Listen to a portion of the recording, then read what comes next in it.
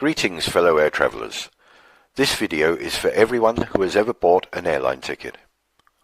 Hopefully at the end of this video I will have convinced you that there is a deception going on right in front of your eyes. This affects every person that has ever travelled on a modern day airliner. If you're not convinced, then I hope that this information will have planted a little seed of thought that you can use later on when something else related comes to light. We have been told that the fuel for a flight consists of about 50% of the ticket price. We have accepted this information for many, many years. What if that information was wrong? What if the manufacturers knew this and chose to keep it quiet? We have all experienced walking up the airplane steps, stopping in the queue and looking around. We look at the wings, we look at the engines, and marvel at the size of these amazingly powerful pieces of modern technology. Sometimes we also see the fuel being pumped into the wings. We think nothing of it. But what happens if we put our common sense hat on and take another look? The Airbus A380 is a truly amazing feat of engineering. In a purely bums-on-seats configuration, this aircraft can take almost 900 passengers. A typical coach takes about 50 passengers, so the A380 can take approximately 18 coachloads of people. That's a lot of people. According to their own specifications, the A380 can take 323,525 litres of jet fuel in the wing tanks. That works out at roughly 260 metric tons, or 130 tons of fuel in each wing. I'll let that sink in for a minute because that is very, very heavy. That is the same as 16 red London double-decker buses on each wing. Or to put it another way, a herd of 22 fully grown elephants on each wing. How does that sound to you? Pretty incredible, right? But you can look this information up in the specifications and check it for yourself. Most of us have seen a plane refueling. They connect one or two hoses underneath the wing, connect that to a pump on board a refueling truck, which then pumps the fuel from underground tanks. This takes about 45 minutes for a full load. We never see the amount being pumped because the tanks are not visible. Let's make them visible and see how that looks. It would take 16 of these 20,000 litre trucks to fill the A380. Where does all this fuel go? In the wings, you say? Okay, let's take a look at the wings, and you tell me where you think it all goes. This is the A380 wing.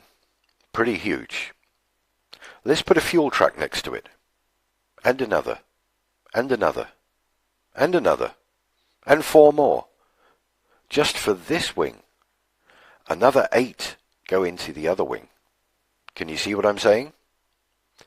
Now let's take a look at the wings on these aircraft. This is the new Dreamliner taking off in a spectacular fashion. Observe the thickness of the wings. How many fuel trucks would fit in those wings? Okay, let's take a look at the fill rate. To fully fill the A380 takes approximately 45 minutes. To fill an Olympic-sized swimming pool takes about 4 days. I think people are going to be really excited. That is 2.5 million litres of water. The capacity of the A380 is about 8% of the volume. 8% of 96 hours is 7.6 hours. That's a lot longer than 45 minutes. So maybe the filling equipment is much faster for a plane. Let's take a look. This is filling a swimming pool. And this is filling an aircraft. To fill the tanks of an A380 in 45 minutes, you would have to have a pump and a hose that could pump 7,189 litres of fuel per minute.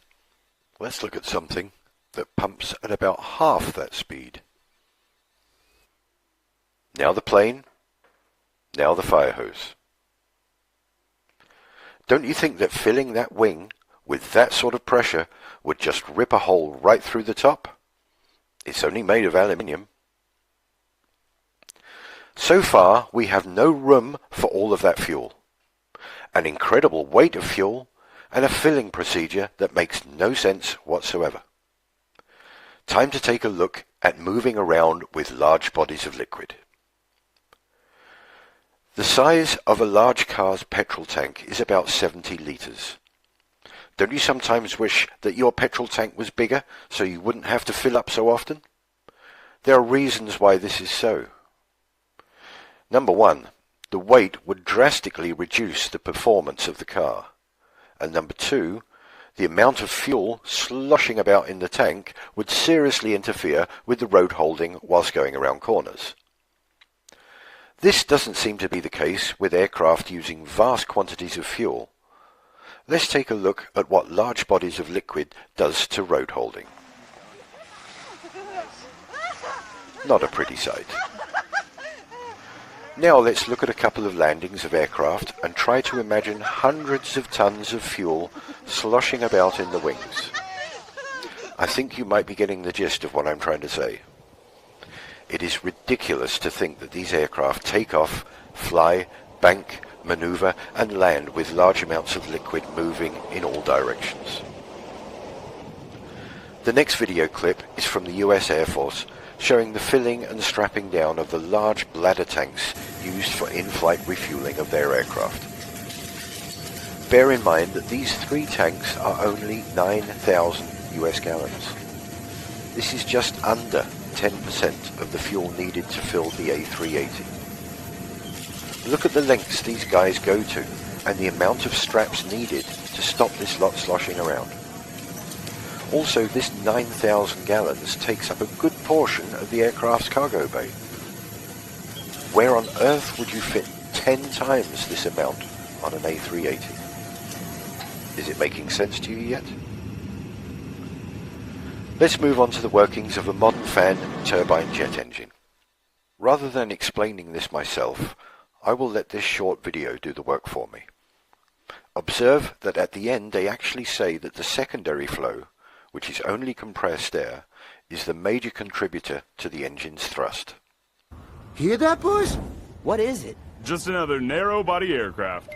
Hey, my atoms are shaking. Strange. It sounds far, but I bet my last proton, that beast is much closer than you think. Hold on, people. It's a LEAP-powered aircraft. A leap into the unknown. What on earth is a leap? Something you sure haven't seen before. Everybody get ready. We're going in. Someone please tell me what just happened? Sure. The engine makes a plane move forward. Thrust is produced by air being pulled in by the fan blades. Then this air is ejected at greater speed through the exhaust, creating the required pushing force. This is a principle of Newton's law. For every action, there is an equal and opposite reaction. So how is this possible? General Souls, come with me to the bypass. Extreme sport freaks, with me, we'll hit the compressors, combustor, and turbines. The LEAP is a high bypass ratio engine, which means that a large amount of air bypasses the core of the engine to be ejected directly into the exhaust stream. The fan acts like a propeller. Its curved rotating blades accelerate the airflow into the engine. Lighter composite materials provide better efficiency and resistance. Here come the compressors. Get ready. Things are gonna heat up. Feel that? It's the low-pressure compressor squeezing us. Now, the high-pressure compressors. You're gonna feel the difference. Ultra-efficient compressors deliver optimum air pressure and temperature conditions for combustion. It's rising up now. Let's get toasted! Gentlemen, meet your kerosene counterparts. These guys are gonna light up your day. Already? We usually mingle inside. Not anymore. I thought there'd be more of you. Normally, yes, but in this engine, fewer of us are needed. This little kerosene particle is right. The LEAP engine burns less fuel than former engines. In addition, the fuel nozzles mix fuel and air before they enter the combustor, creating a homogeneous mixture that minimizes the peak temperature during combustion. This technology significantly reduces emissions. Okay, let's go. The combustion chamber. This is the heart of the engine, where energy is created through combustion of fuel and compressed air. Are you ready? Here comes the final blast. What a boost! Where are we now? Turbines, let's transfer our energy to them. This is the last extreme stage before we join the soft team. Enjoy. Advanced material and aerodynamics make the turbines much more efficient and durable. The pressure and speed of the hot gases provide the force needed to turn the turbines and its shaft, which in turn drives the compressor and fan. Come on, guys, don't hang around. We alone are responsible for 90% of the thrust from this baby. Here come those adrenaline junkies. So, how was it? Fast, hot, and fantastic. What a trip! Are you kidding me? It was us in the primary flow that did most of the job. Not exactly, kid. It's teamwork. We definitely need each other. We provided the energy to drive the engine, and they provided most of the thrust to make the aircraft move forward. Hey, boss. Sounds like we're in luck today. You said it. It's game on again, boys. Let's go.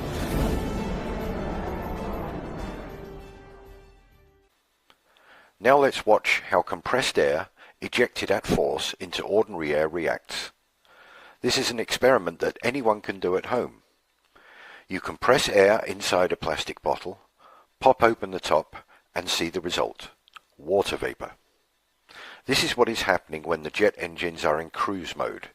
They are running purely on compressed air, and the contrails are water vapor being ejected out from the engines. While small amounts of fuel are needed to get the jet engine up to speed, when in cruise mode, the engines use very little to no fuel whatsoever. We are being charged huge amounts for fuel that doesn't exist. It's not needed to fly these amazing machines. All that's needed is the most abundant thing that we've been given: air.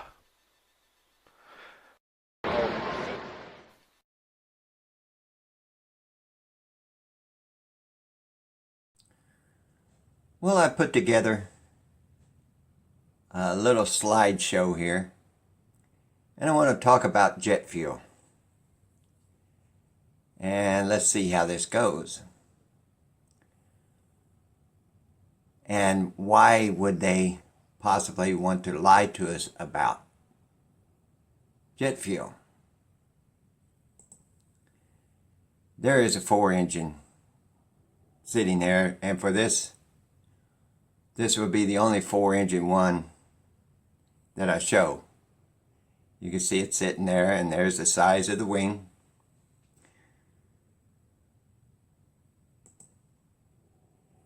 There's a turbine engine connected to a wing.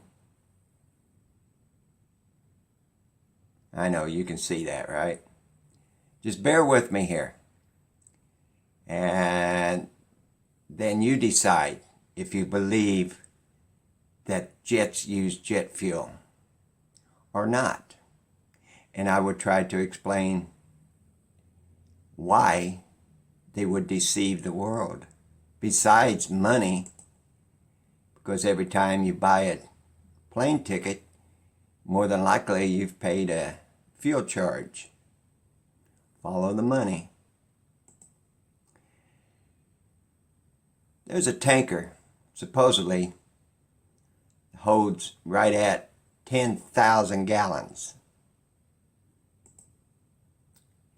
There's a tanker there filling up a jet. There's your turbine, there's your wings, okay. There's one, I can't tell how big that tanker is, but he's filling up the wing. Now, here's a chart. I have to take screenshots, so I hope I get all this in here. But each wing supposedly holds 9,560 gallons at a weight of 64,000 pounds in each one of those wings. And the main tank is 26,100 gallons, at the weight of 174,900 pounds, totaling little over 300,000 pounds, totaling gallons in these 3 tanks, 45,200 gallons. This is their figures now. And they claim that it's 6.7 pounds per gallon.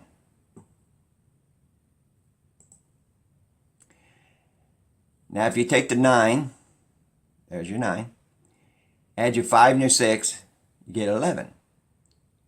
9, 11 again. You add 2 plus 6 plus 1 equals 9. 4 plus 5 plus 2 equals 11. I just found that kind of interesting. Now the true weight, according to Google, when you Google it, you'll find that Type A jet fuel weighs 6.66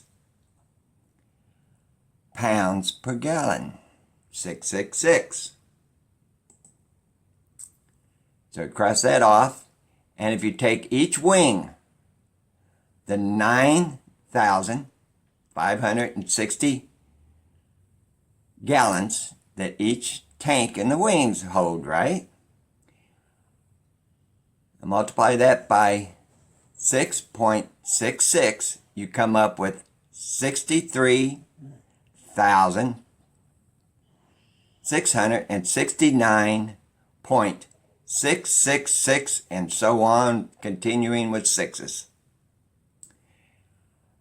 They did that to deceive the masses, I do believe, right there, the 6.7.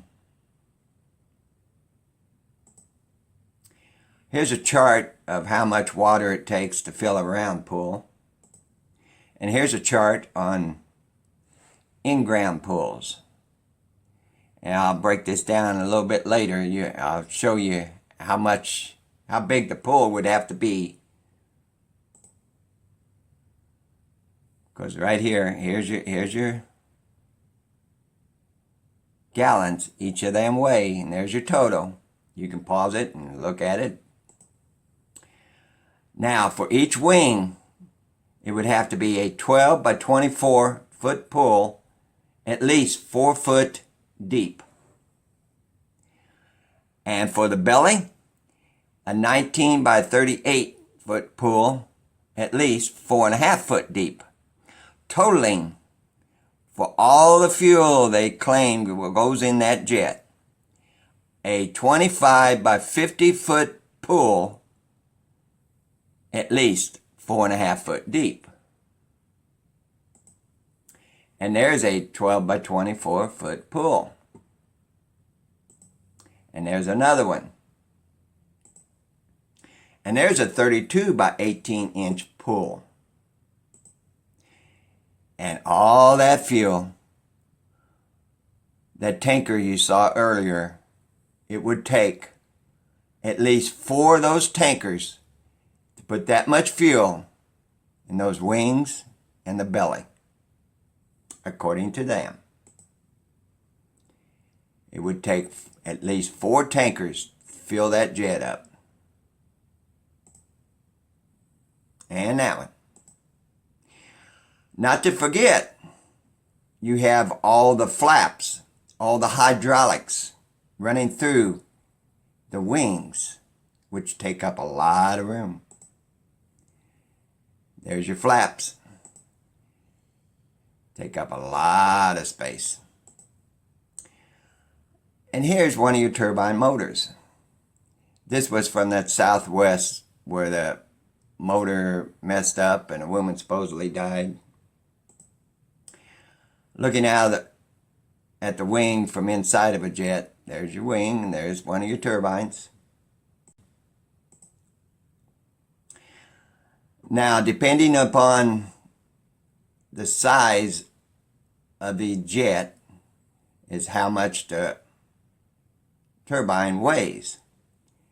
Anywhere from 46,500 to 50,100. Let's just say 45,000 pounds per turbine. Plus you also got 64,000 pounds in fuel. So you're talking at least 100,000 pounds per wing, fuel and turbine motor. Right there, held on by that flimsy aluminum wing.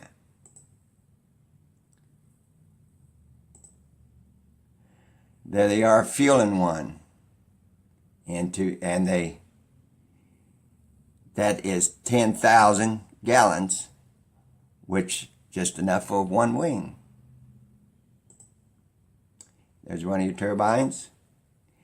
There's a 12 by 24 foot pool again that supposedly is in that wing, a swimming pool full of fuel that size in that wing, one there, and two in the belly. According to them, here they are fueling it from underneath, out of the ground. And something else very interesting. When they fuel a jet, they only fuel one wing. So that fuel, that 42,000 gallons of fuel, has to fill up this wing, go into the belly, and be transferred over to the other wing. Because they only fuel one wing. At least I never saw a photo of any where they're fueling both wings. There's your chart again.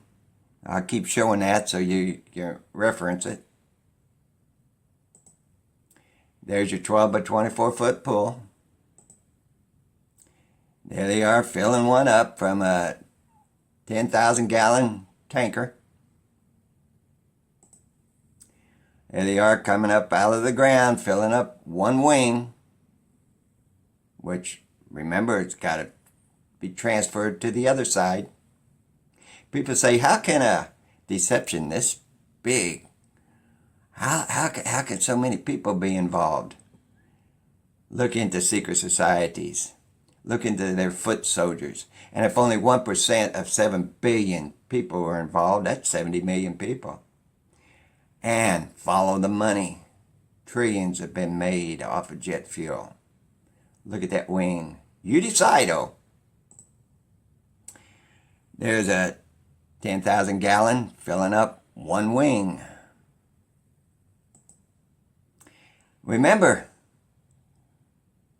you don't need combustible engines to run a lawnmower anymore, or to operate a fan. 2, 1.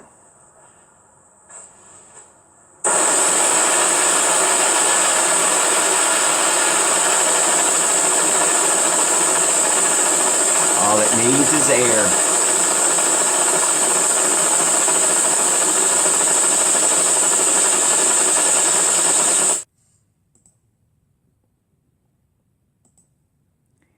And electric and battery-operated automobiles.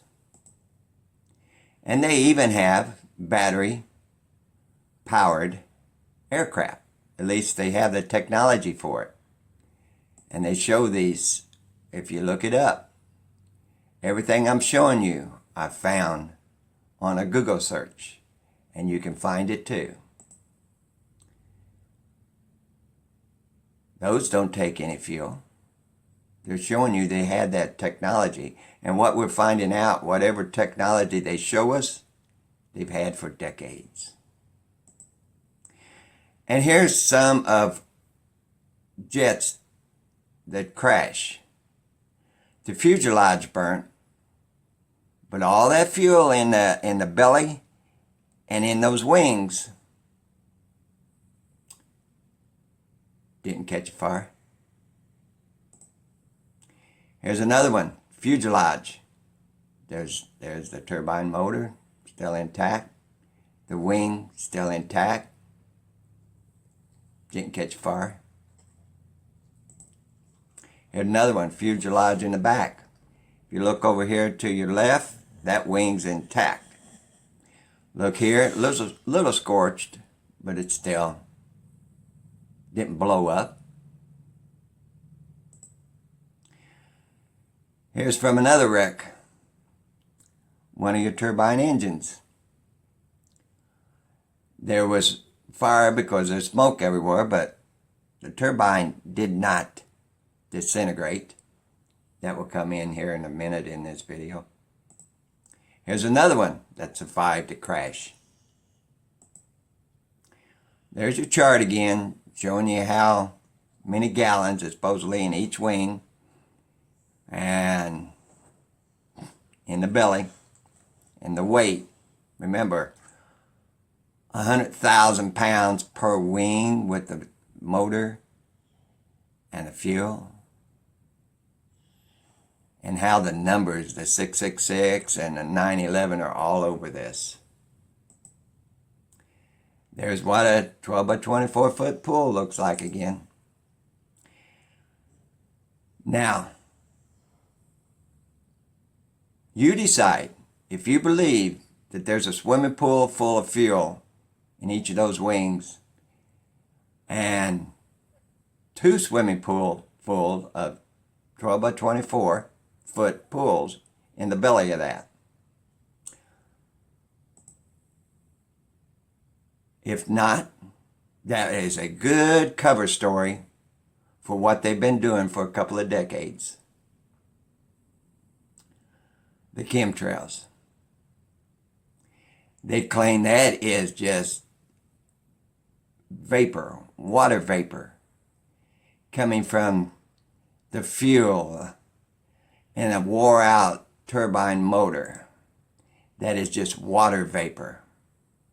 That's not even coming from the turbines. Or is it a converted jetliner spraying the masses? Spraying the masses. And for all you Trump fans that think he's your savior, he can do no wrong, he's a man of God, he's touring one of these chemical factories that are spraying you. And the cover story of 9/11, the 2 towers, was due to jet fuel that made those massive explosions that brought the towers down in a cloud of dust due to jet fuel. And the one photo we have of an explosion of a jet fuel hitting the Pentagon, where, if you look, you will not even find any part of one turbine motor from that plane that disintegrated when it hit the Pentagon. So why would they want the masses to believe in jet fuel? Well, there's just 2 cover-up stories, plus follow the money. Here's your diagram again. And do you believe that one of those are in each wing and 2 of those in the belly of that jet airliner? Or that jet airliner?